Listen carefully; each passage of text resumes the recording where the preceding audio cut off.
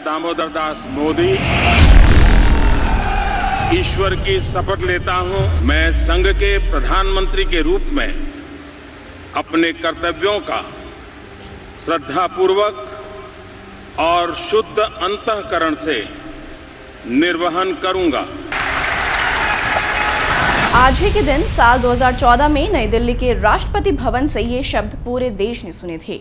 मौका था नई नवेली सरकार के शपथ ग्रहण समारोह का।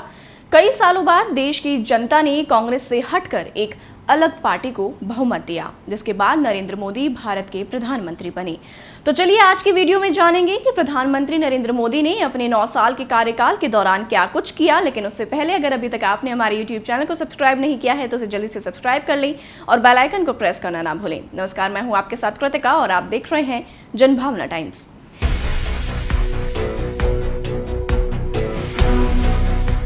इस समारोह में देश विदेश के करीब 4000 चुनिंदा लोग मौजूद थे। उस वक्त के राष्ट्रपति रहे प्रणब मुखर्जी ने स्टेज पर सबसे पहले नरेंद्र मोदी को शपथ के लिए बुलाया। मोदी ने शपथ ली और इसी के साथ देश को आज ही के दिन अपना 15वां प्रधानमंत्री मिला। साल 2014 का आम चुनाव इसलिए खास था क्योंकि 30 साल बाद किसी पार्टी को पूर्ण बहुमत मिला था। भाजपा ने 282 सीटें जीती। 1984 के आम चुनावों में कांग्रेस ने 414 सीटें जीती थी। उसके बाद 2019 के लोकसभा चुनावों में भाजपा ने 303 सीटें जीती थी, जो किसी एक पार्टी की जीती गई दूसरे सबसे ज्यादा सीटें थी। वहीं मोदी जब पहली बार पीएम बने तब देश के 7 राज्यों में भाजपा की सरकार थी। गुजरात, राजस्थान, मध्य प्रदेश, छत्तीसगढ़, गोवा में भाजपा के मुख्यमंत्री थे, जबकि पंजाब में शिरोमणि अकाली दल और आंध्र प्रदेश में टीडीपी के साथ वे सत्ता की साझेदार थी। 2018 में भाजपा अपने चरम पर थी। तब 21 राज्यों में बीजेपी या सहयोगी पार्टियों की सरकार थी। अब सिर्फ 14 ऐसे राज्य हैं जहां भाजपा या उसके गठबंधन की सरकार है। Surgical strike.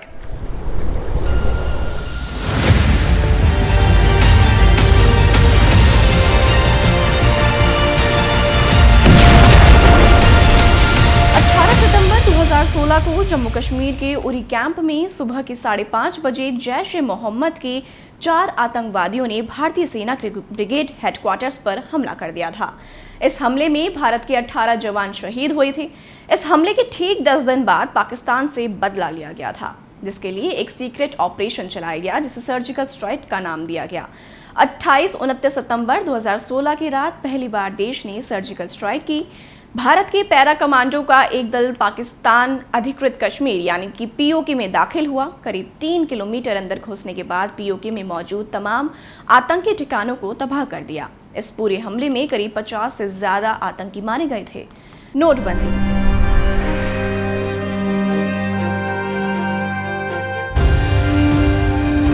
साल 2016 में ही मोदी सरकार का एक और ऐसा फैसला आया जिसने पूरे देश में हड़कंप मचा दिया। 8 नवंबर साल 2016 को रात 8 बजे प्रधानमंत्री नरेंद्र मोदी ने देश को संबोधित किया और रात 12 बजे 500 और 1000 के नोटों को चलन से बाहर कर दिया। अचानक से नोट को चलन से बाहर कर देने वाली सरकार के फैसले ने देश भर में खलबली मचा दी थी। मोदी सरकार की ओर से ये फैसला काले धन पर प्रहार करने के लिए लिया गया था। हालांकि इसके बाद में काफी आलोचना भी हुई, मगर पीएम मोदी के इस फैसले को इतिहास हमेशा याद रखेगा। जीएसटी। 30 जून और 1 जुलाई की मध्य रात्रि को संसद के सेंट्रल हॉल में आयोजित समारोह में प्रधानमंत्री नरेंद्र मोदी ने जीएसटी लॉन्च किया था और 1 जुलाई 2017 से इसे देश भर में लागू कर दिया गया। जीएसटी लागू करने का मकसद देश में एक देश, एक मार्केट, एक टैक्स विचार को मूर्त रूप देना था। जीएसटी लागू होने से सर्विस टैक्स, वैट, क्रय कर, एक्साइज ड्यूटी और अन्य कई टैक्स भी समाप्त हो गए थे। Balakot air strike.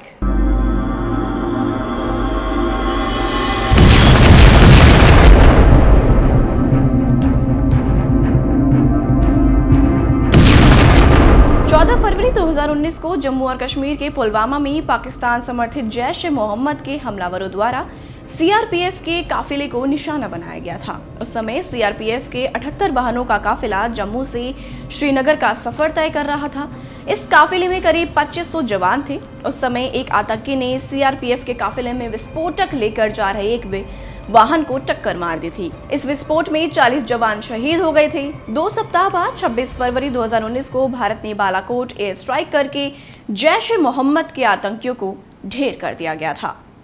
आर्टिकल 370 के फैसले को सरकार की बड़ी उपलब्धियों में से एक माना जाता है। 5 अगस्त 2019 को संविधान के अनुच्छेद 370 के अधिकतर खंडों को समाप्त कर दिया गया था, जो जम्मू कश्मीर को विशेष दर्जा प्रदान करते थे। इसी के साथ जम्मू कश्मीर में देश के वो सभी कानून लागू हो गए जिन्हें 70 साल तक लागू नहीं किया जा सका। वहां के लोगों को केंद्र सरकार की योजनाओं का फायदा मिलने लगा। साथ ही जम्मू कश्मीर का अलग झंडा हटाकर अब वहां के सरकारी दफ्तरों में तिरंगा लहराना शुरू हो गया। CAA NRC नागरिकता संशोधन कानून यानी CAA अल्पसंख्यकों के लिए भारतीय नागरिकता देने का रास्ता खोलता है। जो भारत के 3 पड़ोसी देशों यानी पाकिस्तान, बांग्लादेश और अफगानिस्तान से उत्पीड़न या किसी और कारण से अपना देश छोड़कर यहाँ आए हो, वहीं NRC नागरिकों का राष्ट्रीय रजिस्टर है जो भारत से अवैध घुसपैठियों को निकालने के उद्देश्य से लाया गया। NRC के तहत एक शरणार्थी भारत का नागरिक होने के योग्य है अगर वो ये साबित कर दे कि वो या उनके पूर्वज 24 मार्च 1971 को या उससे पहले भारत में थे। 3 तलाक। मोदी सरकार ने 30 जुलाई 2019 में 3 तलाक विधेयक पारित किया था, जिसके बाद मुस्लिम समाज में 3 तलाक देना अपराध की श्रेणी में आ गया था। इस विधेयक को मुस्लिम महिला विवाह अधिकार संरक्षण विधेयक 2019 के नाम से जाना जाता है। तो कैसी लगी आपको ये वीडियो और कैसे लगे आपको मोदी के ये 9 साल बेमिसाल, कमेंट करके जरूर बताएं। और भी ऐसी वीडियोस को देखने के लिए आप जुड़े रहिए जनभावना टाइम्स के साथ। नमस्कार।